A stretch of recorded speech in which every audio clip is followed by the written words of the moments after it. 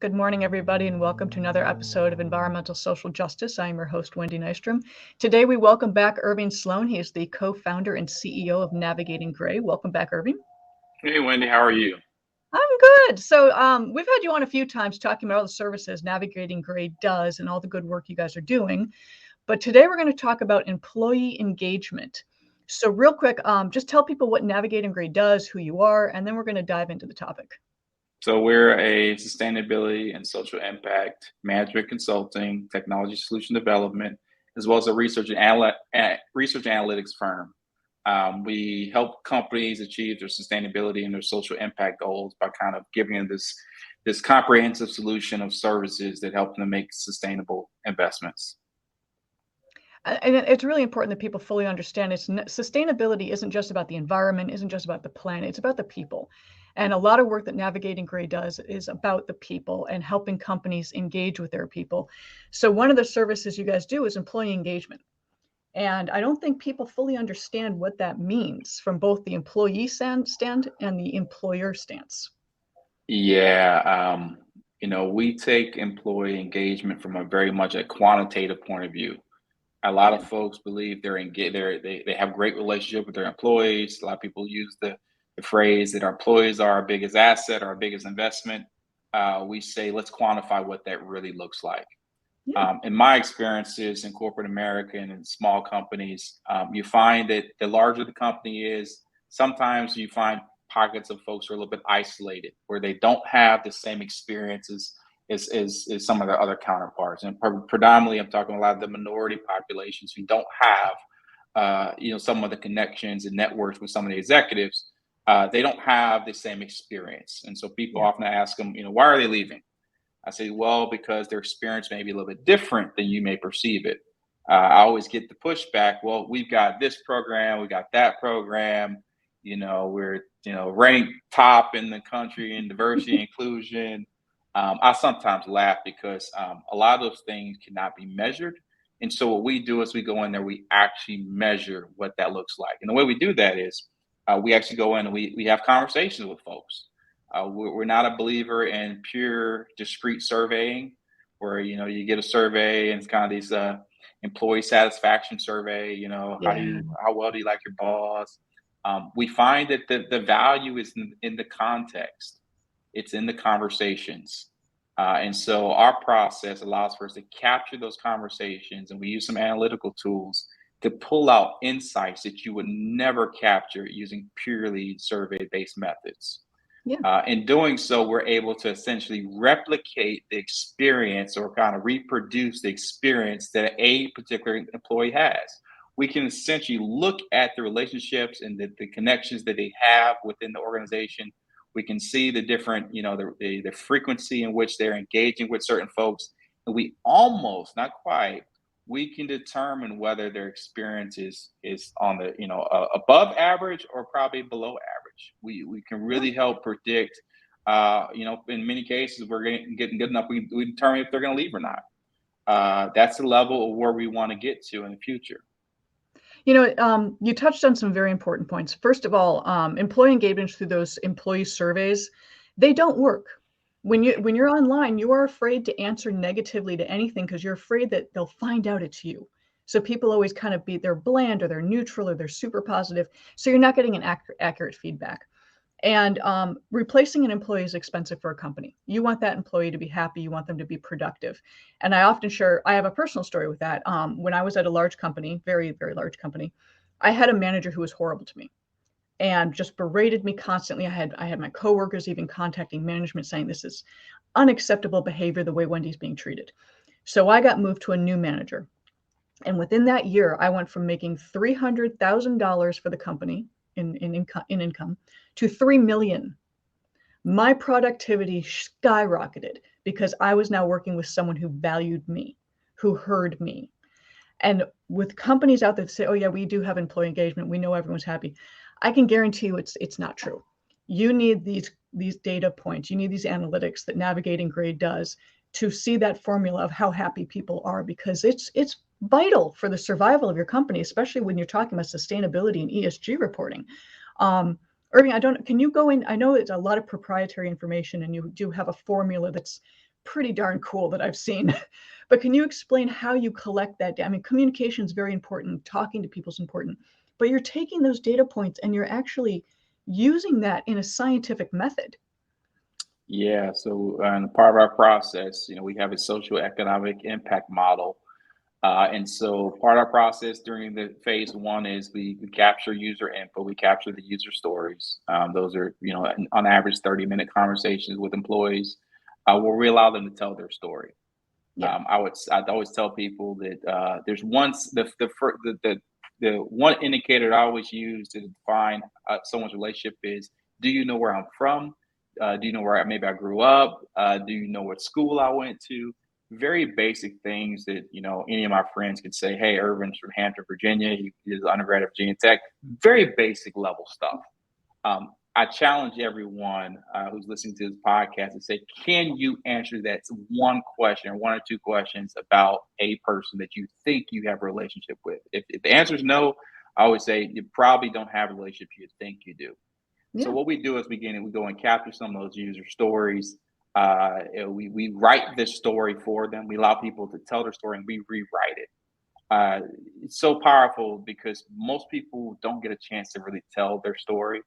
And so when we read back their story to them, they're always amazed. They usually respond back with, "Wow, you make me sound phenomenal," as you are phenomenal.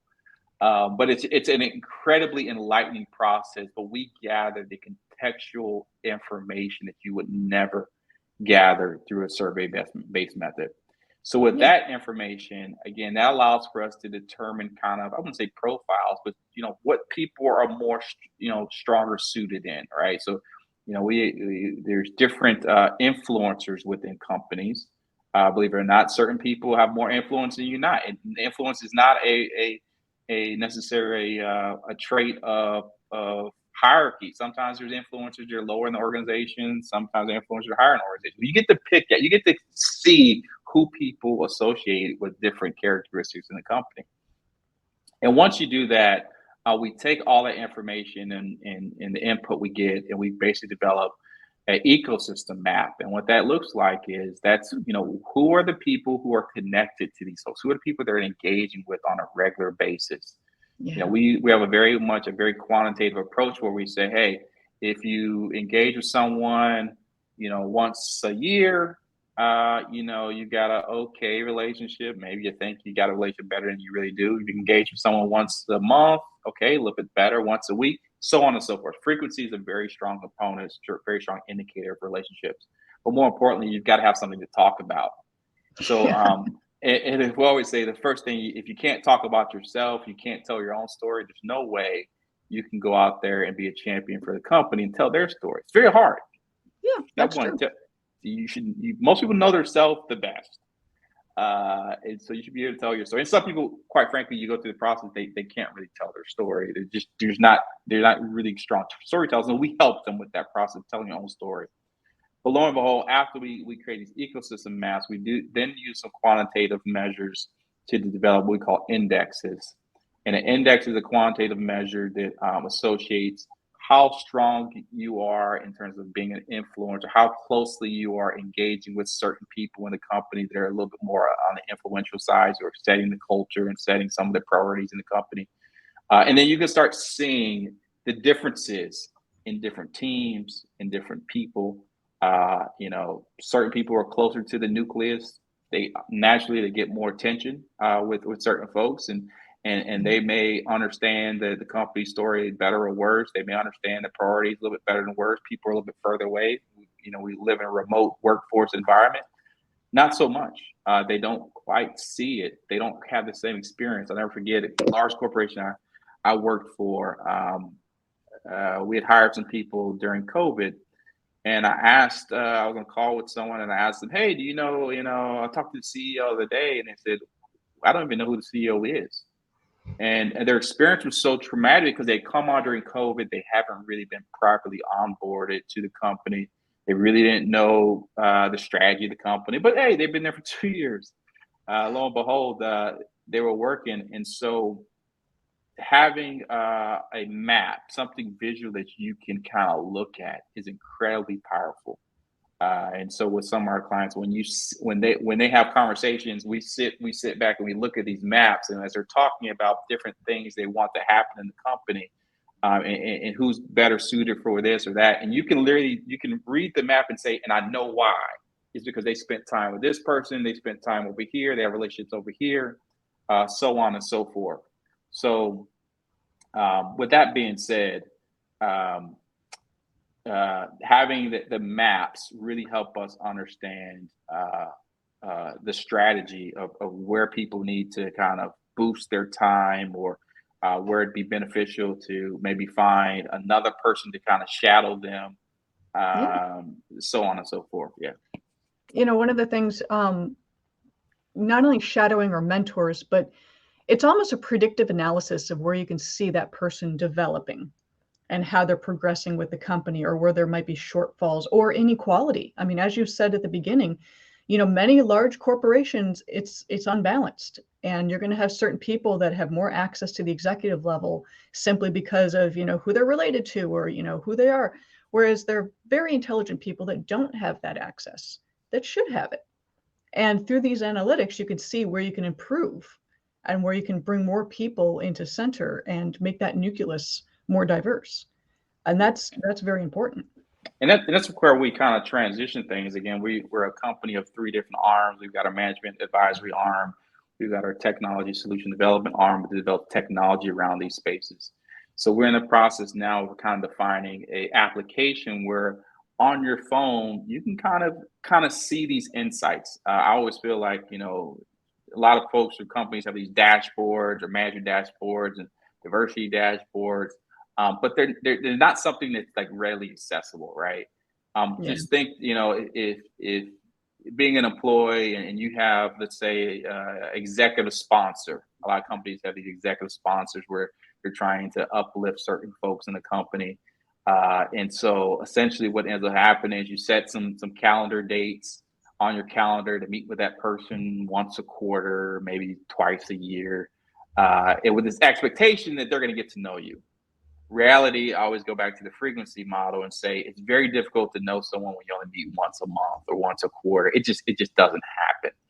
You can do that over time, but in the early stages, you got to meet quite frequently to really get to know that person, to get through some of the exploratory phase. What we do is we produce some technology that says, hey, here's a quick push notification on your phone that says, hey, you haven't met with Wendy. You haven't met with so-and-so in a little while. It kind of helps you. As great as we think we are as humans of tracking and managing our own time, I can tell you we're horrific at it. We don't do a great job of following up with people and managing our, like, it's just so much going on that you don't have time. And it's not it's not that you're deliberately trying to do that, but reality is you need some support.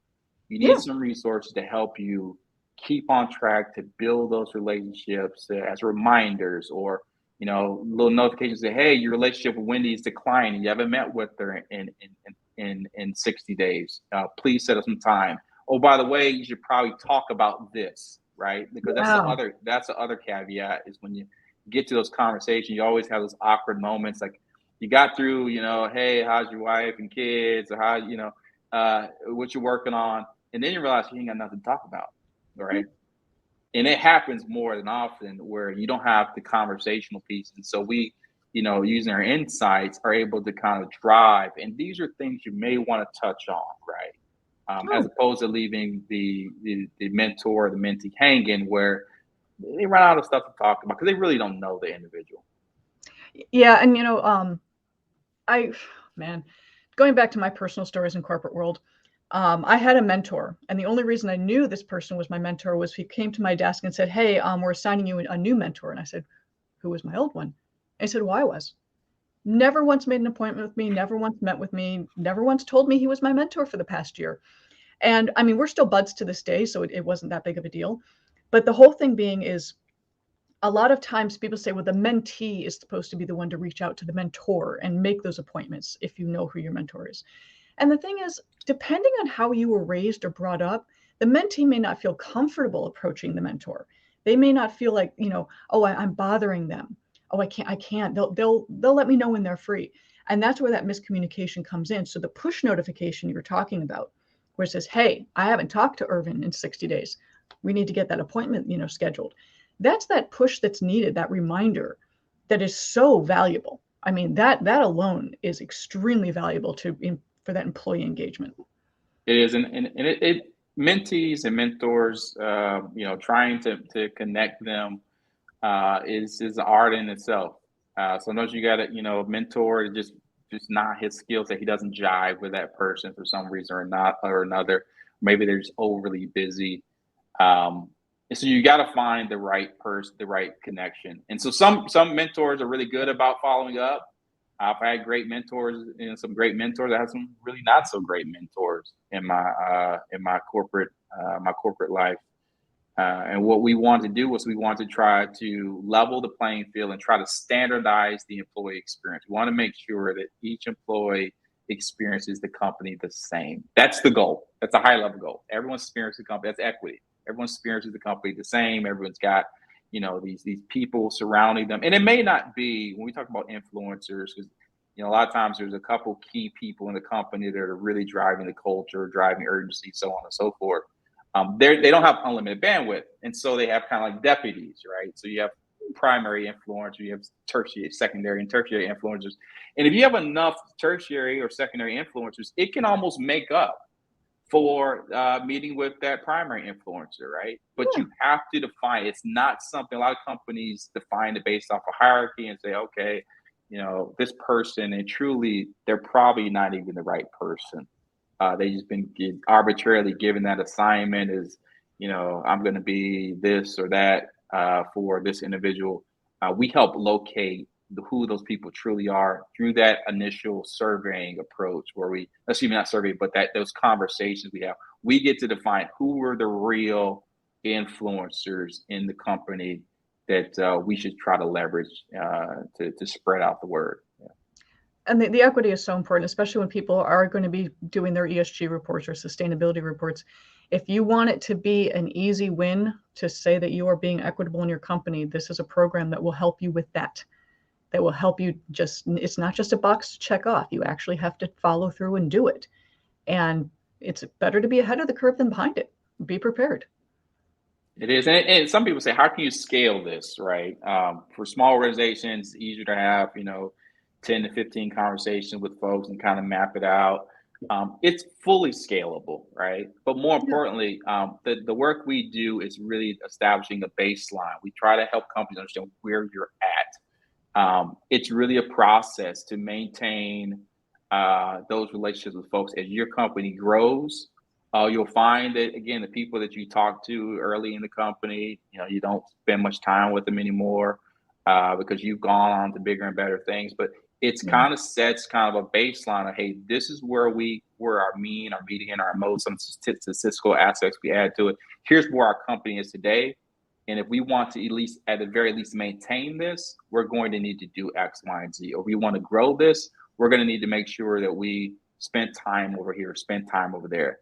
I always like to say any of these aspects around social or sustainability, in many people's eyes, they're like a huge time crunch. It's like, that's a never ending field, like a never ending task. And to their point, it really isn't. It's something to continuously develop. We try to allow for you to we provide you some of these tools that allow for you to kind of prioritize where you should spend your time. Because again, they could eat up a lot of time trying to manage and make sure everyone's happy and grow these relationships. But we try to kind of give you some tools that allow you to prioritize where you should spend your time, that where you're getting the best bang for your buck, where you're going to, increase your, employee retention rates. That's where we spend time, as opposed to saying, hey, kind of like throwing a dart at a wall where you don't know where it's going to hit. And that's where a lot of companies are. They just throw darts to these things. They have no strategy behind it, quite frankly. Yeah. It's a luck if they hit it, and sometimes they hit it. If they don't, they miss. I think most times they don't hit it. It's a complete miss. So if people want to find, I know you're nationwide, you are available everywhere.